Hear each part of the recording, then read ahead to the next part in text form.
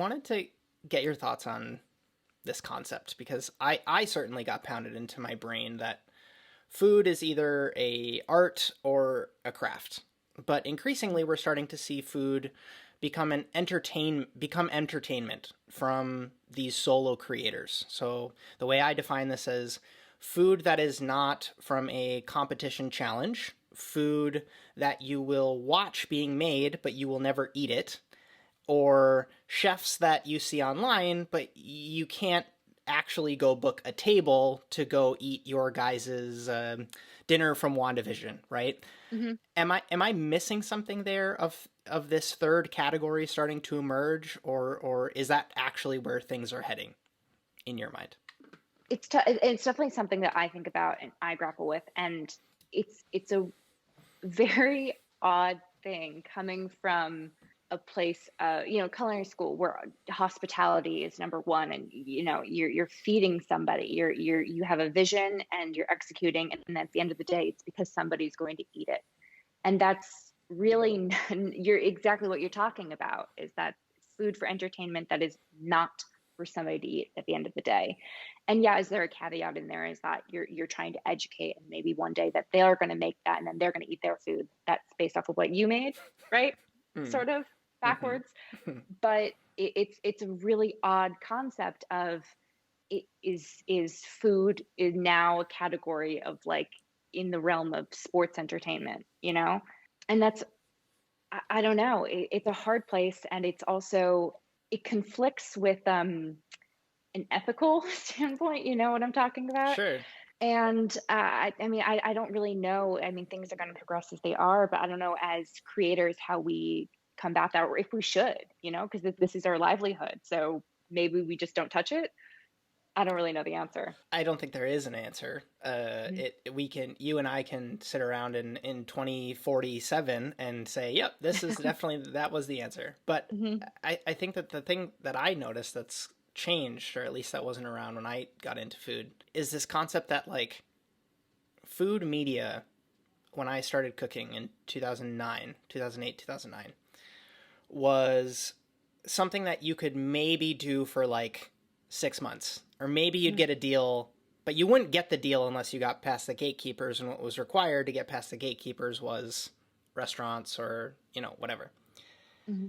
I think now you could start a food media business, a channel, a blog, a podcast, or whatever, and you could do it till 2047 and not serve a single meal at a pop up or a restaurant or whatever. You could realistically have a 30 or 20 or whatever year career. And it's very realistic to do that if you started now. And I think that's what's different about it. And we don't know what the Yeah. secondary effects are of that yet. Whereas if Yeah. you were to, tell someone 10 years ago that you wanted to do a food media project, it was like, okay, maybe you get renewed for a second season, or like maybe you Hmm. get cast on this other show, but it's like the fuse was very short. It was like it'd run out, and then you would kind of Hmm. skid along the asphalt, and you'd have to like get back up again and go back to your restaurant kind of thing. Whereas Hmm. now it's just completely, it's actually possible now, which is again like something I'm certainly grappling with because I had it in my head for years and years and years that I was going to have a restaurant and that was going to be my thing, and now it's just like everything is pointing away from that idea, and so I Hmm. certainly grapple with it as well. I don't know if you have other thoughts to share on that. It feels almost like a natural progression, Mm-hmm. in a way, in that it's actually a very unnatural thing that we're doing. But I think in every other industry, that's something that happens all the time, and it's expected. Like whatever you go in to do, well, they don't expect to do it. But up until recently, the culinary industry was restaurants, or maybe you could be a corporate chef, or maybe go into R&D. There are few. Um, but now there's this whole new universe, and there's room for people to do exactly what you've done, to be steered in a different direction and still have the possibility of a career. And not just possibility, but a reality. And it's not zero sum either. That's what I think is fascinating Mhm. about it. Is that just because um, binging with Babish was a channel, Joshua Weissman could come along and Mhm. also get millions of subscribers, and then my friend Matt and my friend Adam are also coming along and getting hundreds of thousands of subscribers. It's like, it's not just because there's one big dog in town. Like Yeah. you're not competing with the 8 o'clock slot on Food Network, like Emeril Yeah. had that Yeah. slot for years and years and years because he was the guy, and so it's not zero sum either, which I think is clearly something you and I are both huge fans of. Yeah. To kind Absolutely. of Yeah. to kind of move into your work with Andrew and with the channel, I might be projecting some of my past bad experiences with this question. Chefs often have this misconception that they can, quote unquote, just hire someone to do social media for them. And I saw this funny post on Twitter the other day that was like they clearly maxed out all 280 characters, but it was like a 12 bullet list of all the skills that are required to run a well-positioned brand online. And this was more talking about being a solo creator in the creator economy. I can only imagine the sense of relief that comes from working for someone that understands what it's like to do what you do. Can you speak to that a bit, and just maybe your work with Andrew, maybe how you got the job? Does that resonate or I wouldn't dare say that I'm even in the realm of what Andrew does. No. He sees the matrix. Interesting. While I'm still in a corner. I learn it's crazy that what you were just talking about earlier about that, it's not a zero sum, is that, what's the phrase? The rising tide. Sure. Lifts all the boats. Yes, exactly. Yep. That's a beautiful thing about YouTube. And, I didn't even have a concept of that at all until a week ago. So it's great. To answer your question, I can kind of go into how I got my job. Yeah. So where do we leave off? I was in bachelor's. Yep. I want to do food media. No idea how to go about it.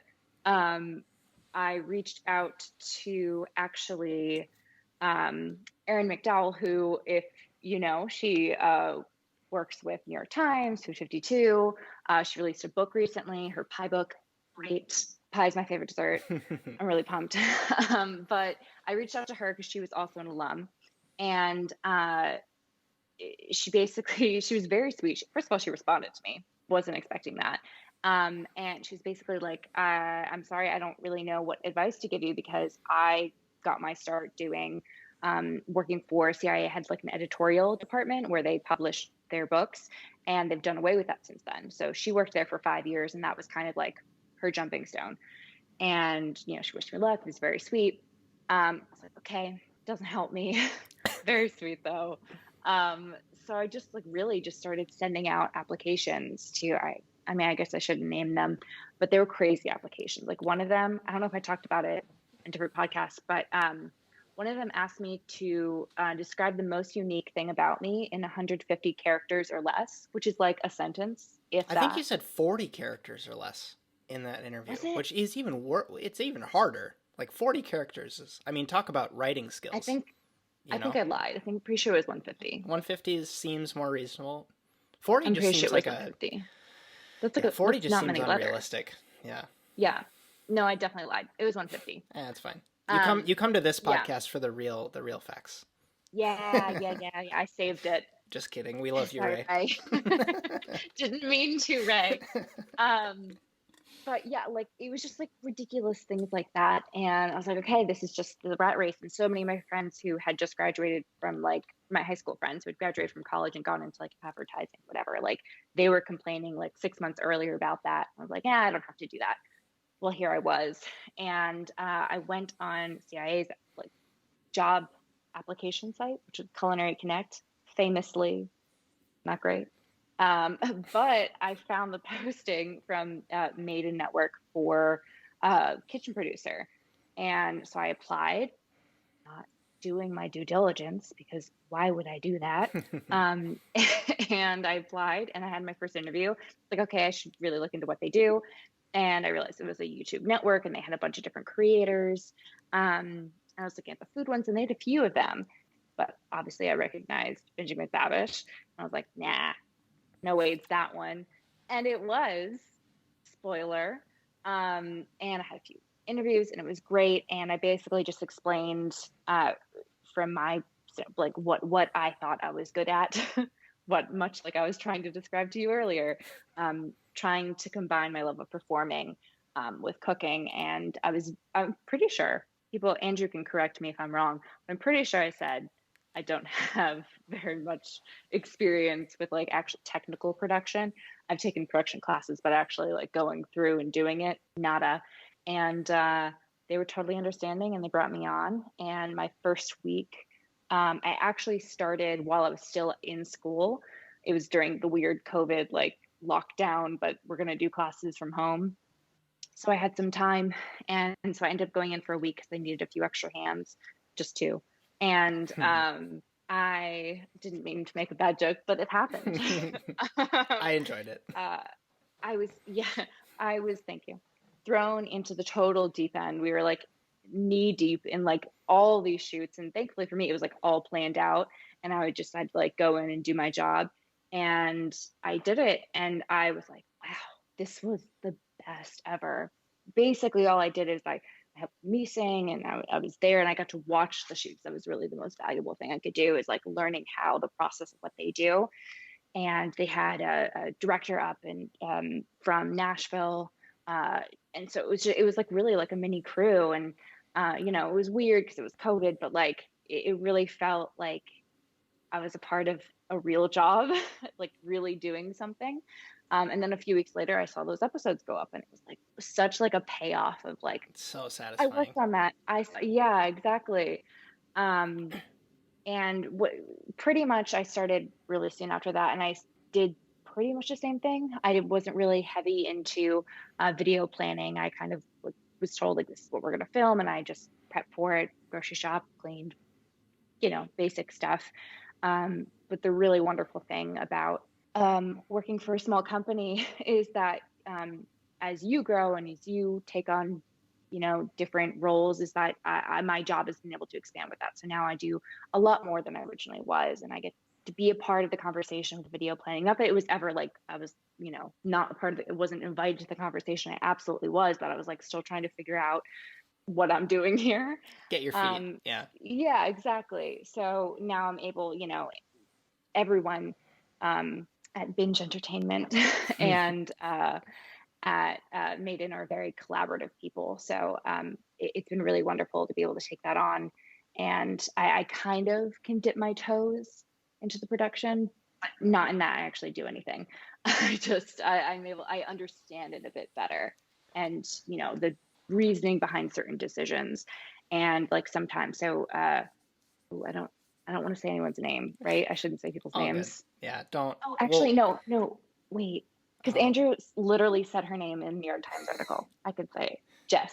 His girlfriend, Perfect. Jess. Got it. So Jess will be filming something, and she'll ask me to like hold something, or just like, and she'll be fiddling with settings. Sure. Yeah, thank you for bearing with it. You're learning here that I don't want to claim that I'm an expert in anything that I literally don't know anything about. Yeah, but I mean, even the fact that you're like paying attention, right? Like you know what you don't know, right? Like there's that matrix, right? Yeah. Like the known, the unknown known, the unknown, which is like you don't want to be there. Don't be there where you don't know what you don't know. Yeah, one of the greatest things, I don't know how long ago I learned this, but it's so much easier to like not pretend that you know something. It's either someone's gonna be a dick about it, and you're gonna be embarrassed. Get corrected. Yeah, and they could do it in a nice way, or they could do it in a not nice way. That's not fun. Or you're just gonna shoot yourself in the foot because that's something that you're not learning. So might as well just say like, oh hey, like what is that? I don't know. Tell me. Maybe not in that way. I don't say it like that, but